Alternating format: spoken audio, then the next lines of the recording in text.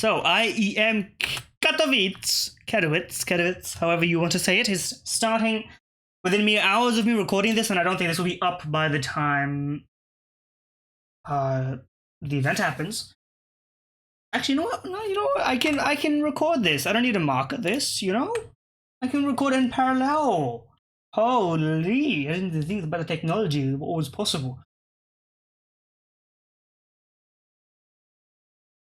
Is it worth it for me to do that in this life? Do I have that kind of patience? You know what? I don't. Okay, we're just gonna run it as is. We'll do it live. So as many people may know, Katowice is starting. It is starting within mere hours. 1:30 a.m. It is currently 10-ish, so we got 3 hours. That should be long enough. So quick, we're doing a quick event overview. This is the first big CS2 event that people should be paying attention to. So there's like tiers of events, right? There's the major, which everybody knows about. People who don't even play CS know about CS majors. They hear about it. Kato is reaching to that level in 2022, 2023. I think 2022 mostly. People who didn't even watch CS were like, this Kato game, this Counter-Strike game is going crazy. Overtime. People tweeting about it, posting about it, going absolutely crazy mode on the social media. Happens, right? So anyway, we're going to be talking about the play-in. People don't watch this as much, but it's important. A lot of big teams are here. Some of these teams may even make it to the grand stage from the play-in, which is a rare event, but there's something to keep a track therein or thereof, right? Now I'm Backpack Brand. I've done some just a quick one couple minute of background, or mere 1 minute. I write articles. Should be a Substack link in the bio of this specific YouTube video if I remember to put it in there. If not, it's linked on my Twitter, which is always in my bio. What else? I did some great co-streaming for the Asian region's major RMR closed qualifiers, open qualifiers to closed qualifiers. I'd say I'm a relative expert on some parts. Expert compared to most people. I'm not an expert compared to the experts, but I'm in that middle ground and I'm growing every day, So if you want to be a part of this journey, subscribe and all that. Press the buttons of, social media interaction if you feel so. I won't bother you for too long with it. From this, there are 8 spots. So it is a relatively forgiving bracket. Takes place over 3 days. In the first day, 4 of the teams are decided. In the next day, since the opening round is a best of 1, next round is best of 3 for every other game. Elimination qualification games are all best of 3 in this circumstance, right? So lose 2, you're out. It's not forgiving, but it is the play-in. So balance to be had there, right? Can't take forever for everything. I would prefer if every game was best of 3 here. They definitely have the time to do it if they extend the event date by just like a day or 2. But you know what? Whatever, right?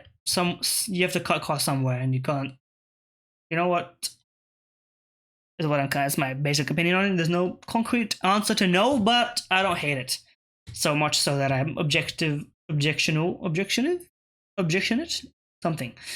I'm waffling. You have to handle it. That's just how I am. So, quick focus in. Who's gonna get each slot? We're just gonna go through my predictions and what I think. Right? This Rebels team. I think, is this the same team as? No, it's a different squad. Not the great thing about actually having a Google Chrome up. I can actually just straight up load this. It is a Polish team. They kind of just here and there. Not very impressive at all. It's a Polish event. They still have a qualifier for it. This team will do nothing. They will go out in last or second to last place. Last place looking at the way the bracket's shaped out, right? No doing. Clan win. 75 bet boom is a 50-50. Neither team has changed their roster really coming into this. If I have to make a prediction, 10-5, I don't think they've played a CS2 like LAN event. I'll be surprised if they have, right?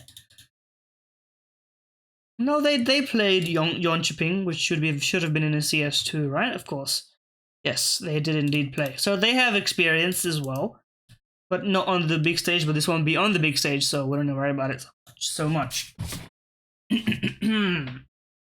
So on this, yeah, you can go either way. Me personally, in a best of one, it's hard to pick. I'm gonna take Bet Boom on this one. I think Bet Boom should be a bit more ready for the entire CS2 thing. Although they haven't really been playing, they haven't played any games in like anything this year. Have Eternal Fire been playing any games this year? No, no one's played anything yet. I mean, there have been no events apart from the major qualification system, and both of them have made it there. So honestly, I'm gonna take Bet Boom here. I think Nathany's team, they're gonna be grinding. They're gonna come out on top early on, but I don't think Eternal Fire are 0% chance, right? It's like 40-60 in my opinion. I'm gonna lean towards Bet Boom. They should have a better put together team. And Zordi's been off the AWP as well, whereas Voxic is a liability as an AWPer. But anyway, Heroic Astrologist, this Heroic lineup, it's not got it yet. It needs changes or time depending on what happens. But this Astrologist lineup has been tracking and playing, and they had the groups for their benefit. So Astrologist wins this one. This is the 9+ Glaive and Diha. And Big have been looking pretty terrible. Honestly, this Ents lineup is probably going to beat Big. I'm not even going to lie. Like, because Big have no idea how this team is going to play. And they don't have any idea how to prep for it. Their individuals aren't that strong apart from, Crimbo is really good. The rest is like here and there taps and, has his moments. I think Ents is actually going to surprise. I think Ents will take this, and I think, oh god, don't take me to Tyloo. No offense, Tyloo. Please qualify to the major, maybe. Then we can talk. But Astralis probably take this slot, right? And C9 take this slot. I see no reason to doubt C9, even especially in a best of 3. They just have better individuals across the board. Right, so C9 here, Astralis here. Mongols take this easily. They've warmed up into this. They've been playing. They're ready. This Furia lineup is boosted in rank. They don't know what's going to hit them. That's my honest take. Mongols have a good history against Brazilian teams in general. Maybe it's something about the style. Spirit takes Apex, it's not even close. Don't get me, look at this. It's outrageous. Apex stands no chance. And Mongols and Spirit in a best of 3, Spirit wins. I would love to predict the Mongols here, but I think Mongols do well against teams that like to play it a little bit European, but Spirit's going to play full, they're going to go crazy, aggressive. They're going to use and abuse Donk on every map possible. I don't think Mongols have the structure to counter someone who's so specifically strong and designed to break apart structured teams. Especially on T side, I think, the Mongols kind of team-based Counter-Strike is going to fall apart against Spirit. Spirit take this lot, so we got C9 Astralis Spirit. Not controversial pick so far. Game Legion versus M80. Honestly, I think M80, they stand a chance at a best of 1 where they can't really be exposed too much for Def. He's standing in for Manx, who's not playing because of personal issues. All the best to him. Depth, long time since he's played CS. He stood in recently. That's why he's got some rating here. But honestly, I think Swish is going to come in with a vengeance. Not even just cause of the Kato whole meme thing. If I'm not going to explain it, look it up if you want to think of that. Game Legion, literally everybody's got a sub 1 rating. That's an embarrassment. Although that is because they were in the blast groups. As a team, they have potential, but Malbs and Swish are in a best of 1 without a crowd. They should beat Game Legion, in my opinion. They've got good firepower. Rooster VP, let's not joke about. I love Australian teams, but this team stands no chance. VP will smash them, and VP will also smash M80. Everyone who you expect is going to come through in this top bracket, I imagine. So going with my pick, Rebels and Eternal Fire. Eternal Fire wins here.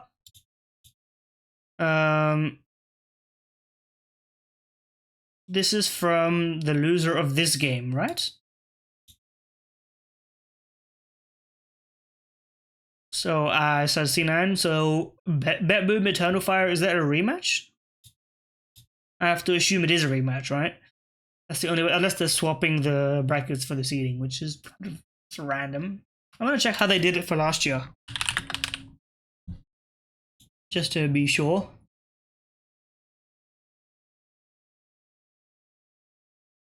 They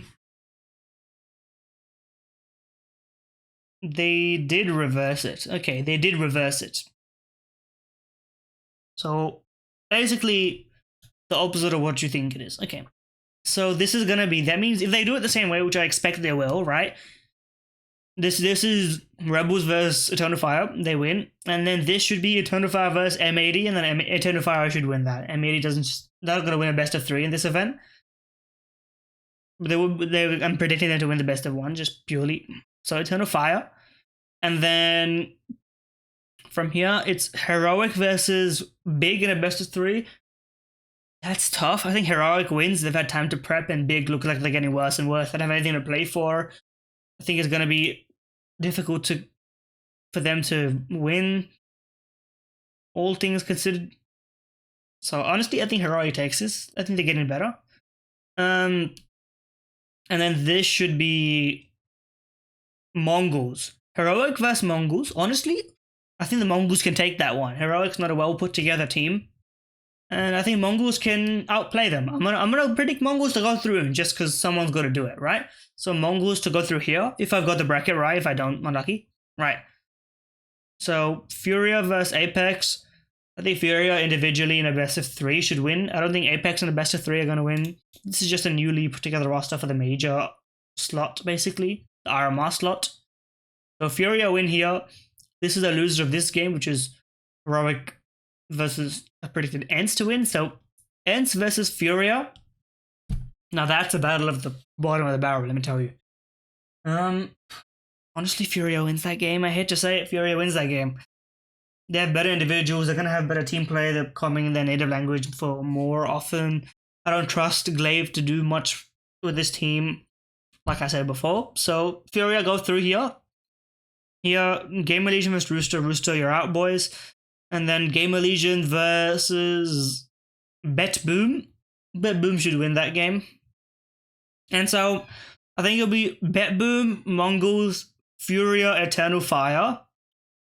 And then VP, Spirit, Astralis, and Cloud9. That's my prediction. So, the big names that are missing out, I think Heroic miss out, Big miss out. And those are the only real Bet Boom. No, I said Eternal Fire and Bet Boom both make it actually. So you know what? Those are my thoughts. Let's see how it goes. This was recorded a couple hours before the games end up. So yeah.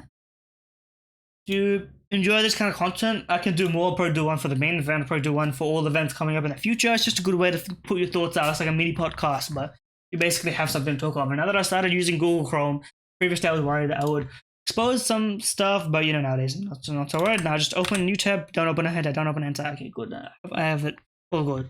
RAM and RAM. Listen, I'm an unashamed weeb, alright? So if that's what you're looking for, subscribe, I guess. In any case, quick and short. That's all I can really say. Enjoy the video.